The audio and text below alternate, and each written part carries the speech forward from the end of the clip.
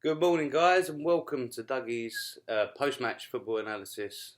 Just a very quick one today. I'm still buzzing after last night's game. One opening fixture to the Premier League. It was extraordinary. Real roller coaster, up and down, goals flying in.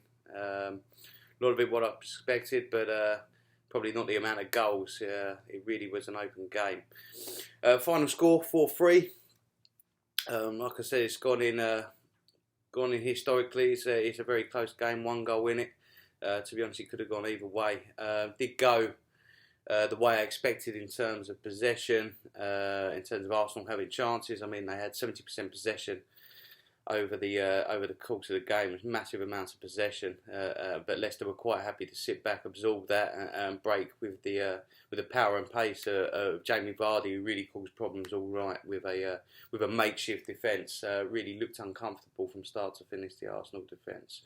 Arsenal coming in once again, hatful of chances, had 27 shots, 10 of them on target, but converting 4 of them, so their conversion rate was a lot higher, and they also had three of their strikers on the score sheet, so it's good to see them getting goals early. Whereas Leicester really were ruthless in front of goal. I mean, they had six shots on target, or 6 shots all game. 3 of those were on target, so had a 50% on target ratio. But the shots they did have on target, they scored 100% of them.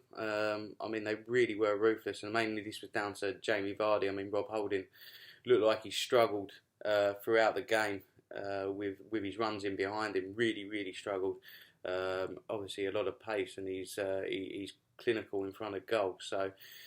On another day, it probably could have been a draw. If you look over the possession, the stats, the amount of chances Arsenal did have, maybe they could have scored a few more goals, and maybe they'll feel rightly so that they should have got the win. But nevertheless, it was a cracking game. It's good to see Lacazette getting on the score sheet early. 2 minutes into the game, Bummer barely hit the seat. Ball gets whipped in from El Neni. First time cross, needed to be because he was under pressure, and a lovely header.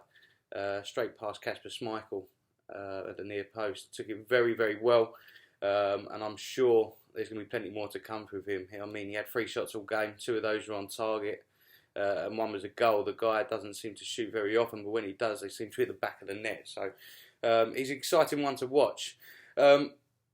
Within a heartbeat, the ball was down the other end. Cech found himself in no man's land. Head back across, unmarked Maguire heads it back in. Good to see him get involved as well. And how many times have we seen this Okazaki jump higher than Xhaka, who's probably a good half a foot taller than him, and nod it into the net. So it was 1-1 within the first 5 minutes. Extremely exciting, end to end. It was such an open game. Had a great feel to it. It really was a great advert for why the Premier League is the best best football league in the world, I should say. Moving on, Arsenal seemed to dominate the play. I thought they were going to really grab hold of the game at that point, and they had Leicester pinned back, and they were creating chances. Some nice little 1-2s on the edge of the box between Ozil and Danny Welbeck, and there was also a Klasnic shot. I mean, they were knocking on the door at this stage. But for a bad ball by Xhaka, it leads over. Albrighton had too much time all game down the left wing, and we thought this might be a problem, especially with the makeshift back four. They didn't really have a recognised defender other than Rob Holding, who's not the most experienced. Other than that, they had two left backs, and Kalashnik really looks like a left wing back, to be honest. He looks great going forward, but I don't think he should be playing in the centre back role. But anyway, Albrighton had too much time down the wing. Whipped it across. It was a fantastic left-footed cross, just curved around Monreal, and Jamie Vardy was there to take it into his step into the roof of the net. Great finish. It looked quite scrappy at that point. I mean, Arsenal, even though they're having possession, didn't really look like creating much chances after that point. They looked like their confidence had been knocked. Looked like they were struggling a little bit. But there was that man again, Danny Welbeck, 47 minutes. It's another assist from Kalashnik from a scuff shot.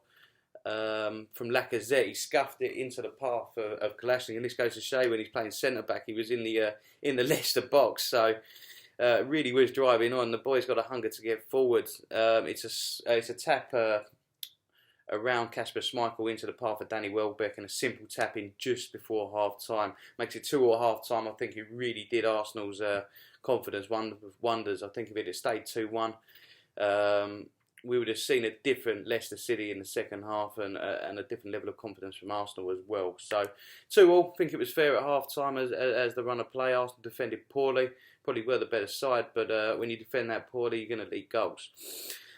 Second half coming out, Arsenal once again trying to take control of the game, but it was Jamie Vardy once again. This zonal marking system's really up for debate.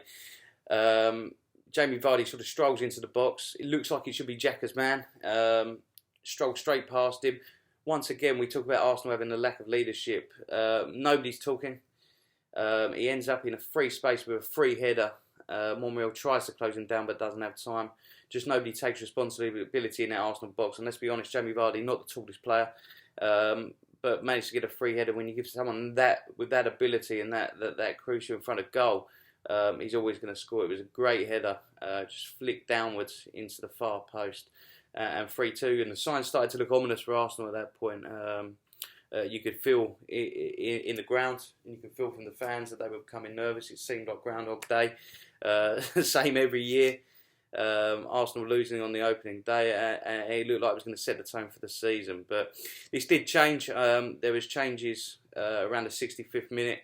They brought on Ramsey. They brought on Ramsey for El Neni, and they brought off Holding for Giroud as well. So they brought on 2 attacking options there. That really started to have a change on the game, and Arsenal started to really sort of push forward. Leicester were dropping deeper and deeper, giving up more of the possession. They looked like they were inviting on a goal at this stage. It was depending on who blinked first, whether Leicester were going to allow them to score, or they were going to frustrate Arsenal and allow the time to keep ticking on, and they would get more frustrated as time come on. That didn't happen. There was another substitution. Theo Walcott come on for Danny Welbeck. Danny Welbeck didn't have a bad game. Probably a bit hit and miss in and out of the game, but yeah, overall he was solid. But I think he started to tire towards the end of the game. It was a good substitution. Them changes really made a difference, and it all stemmed down to when Xhaka found the ball on the edge of the box, played a lovely ball into Ramsey's feet on the sort of the right side of the just inside the penalty box. Now Ramsey takes this beautifully. It's the outside of the foot first touch, straight into his pass, gets it out of his body, and then hits an unbelievable first time half volley into the far corner under pressure from Morgan as well. So it was an absolutely fantastic goal. The way he took it was fantastic, and Ramsey looks like he's got his scoring boots. This could be really the season where Ramsey, if he can stay injury free, can become one of the leading goal scorers and one of the best central midfielders in the Premier League if he gets his chance. So after that, I mean, it was literally got up, go to get a drink, come back, sit down. Corner comes in from Xhaka, and it's that man again, Giroud. How important is he going to be to Arsenal? I know they paid 52 million for Lacazette, but he does give him another dimension. He scores a goal. Lacazette's never going to score. Flies in. It's a looping cross into a dangerous area, but there's no real pace on the cross.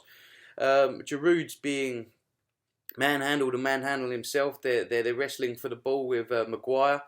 He's just too strong for him. He puts his arm out. Maguire ends up on the floor, and Giroud almost makes a backwards header and guides it powerfully into the roof of the bar. Ball's well over the line when it hits the floor. Schmeichel palms it back out, but it's obvious it's a goal, and it's a fantastic goal for Giroud to make it 4-3. At that point, Leicester were beaten, although there was anxiety for Arsenal fans as 5 minutes of added time come on the board. They did see out the game, and yeah, it was a fantastic game. I mean, new boy Lacazette, I'd like to see him involved in the game a little bit more. What he did do, he looks very good. He looks like a classy individual.